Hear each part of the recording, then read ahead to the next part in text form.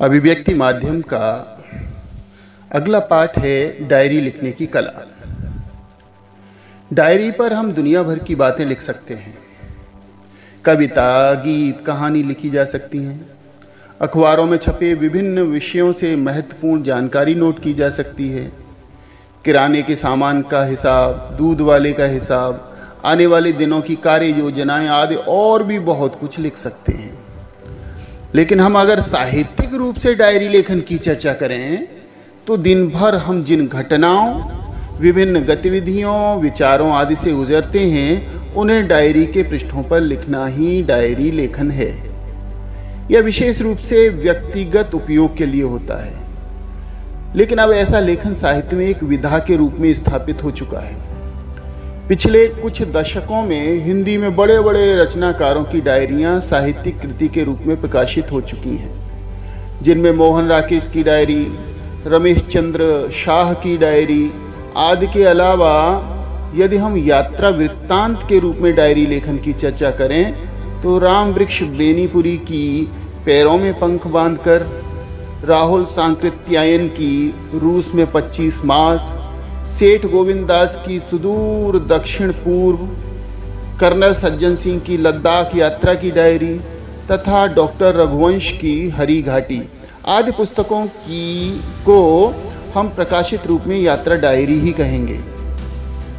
हिंदी के वरिष्ठ कवि मुक्तिबोध ने एक साहित्यिक की डायरी लिखी जिसमें साहित्य की विभिन्न समस्याओं से संबंधित अपनी वैचारिक उधेड़ बुन को उन्होंने पाठकों के समक्ष रखा है। आजकल पत्र पत्रिकाओं में भी प्रसिद्ध रचनाकारों की डायरी के अंश प्रकाशित होते रहते हैं। अब प्रश्न उठता है कि डायरी लेखन से आप क्या समझते हैं?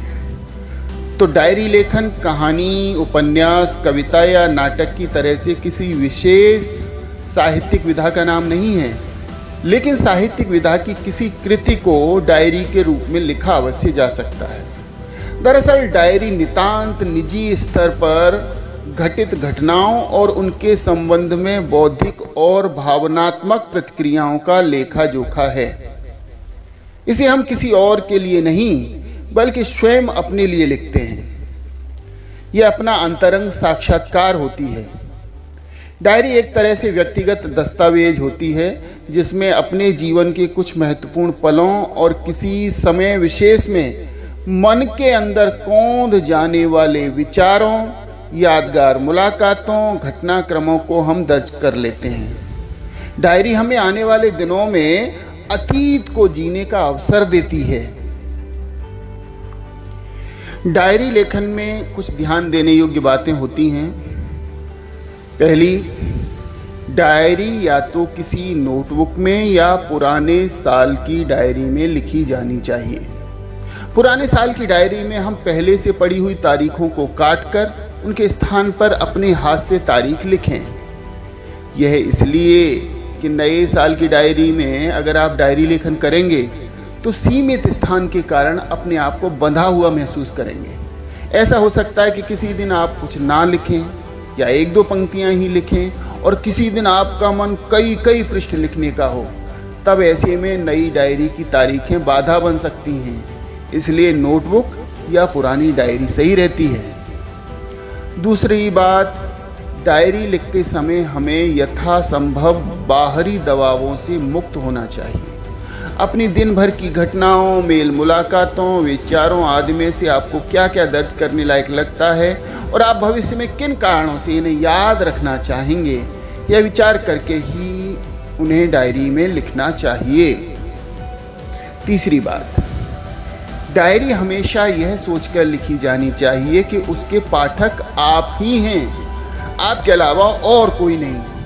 अगर आप किसी और को पढ़वाने की बात सोचकर डायरी लिखते हैं तो निश्चित रूप से आप डायरी लेखन के साथ न्याय नहीं कर सकते।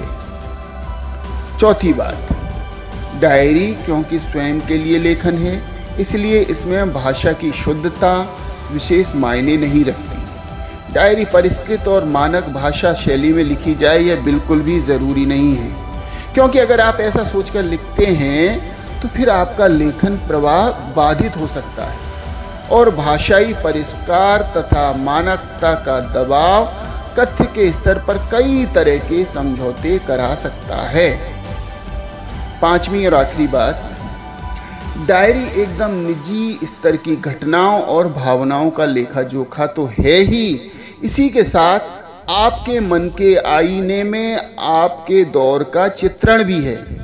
आप अपने जिन अनुभवों को डायरी में दर्ज करते हैं उनमें आपकी नज़र से देखा परखा गया आपके समय का इतिहास किसी न किसी मात्रा में उपस्थित रहता है। डायरी लिखते समय अगर हम यह बात अपने दिलो दिमाग में रखें तो डायरी लेखन का महत्व और अधिक बढ़ सकता है। और अब बात करते हैं एनी फ्रैंक की डायरी पर। एनी फ्रैंक सन 1929 में जर्मनी में पैदा हुई एक यहूदी लड़की थी। 1944 में उनका परिवार नाजियों की पकड़ में आ गया और उन्हें यातना कैंप में पहुंचा दिया गया, जहां सन 1945 में एनी की मृत्यु हो गई। उसके पिता को छोड़कर परिवार का कोई प्राणी जीवित नहीं बचा। दूसरे महायुद्ध की समाप्ति के बाद उसके पिता जब वापस एम्स्टर्डम पहुंचे तो उन्होंने एनी की डायरी को खोज निकाला।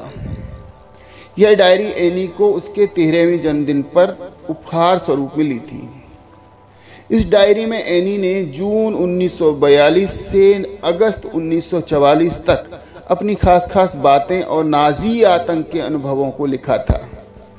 उसके पिता को यह डायरी पढ़कर ऐसा लगा कि यह तो इतिहास के उस भयावह दौर का एक अभूतपूर्व दस्तावेज है।